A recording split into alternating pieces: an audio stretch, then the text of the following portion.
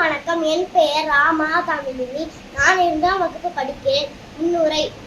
கதைகள் சொல்வதாக இருந்தாலும் அல்லது கதைகள் கேட்பதாக இருந்தாலும் நாம் எல்லாம் ஆர்வமாகவும் உற்சாகமாகவும் மாறிவிடுவோம்.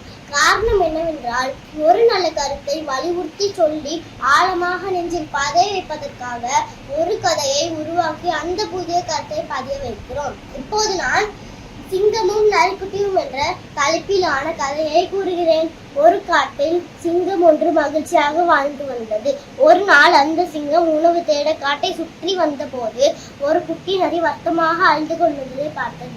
அதை பார்த்த சிங்கம் நரிக்குட்டி அருகில் சென்றது. நரிக்குட்டி பயந்து ஓட முயற்சி செய்தது. சிங்கம் கூறியது, ஓடாதே பாப்பா, நான் உன்னை சாப்பிட வரவில்லை. நீ கவலையாக இருப்பதை பார்த்து உனக்கு உதவி செய்யவே வந்தேன் என்றது. பிறகு நரிக்குட்டி அவதியானது.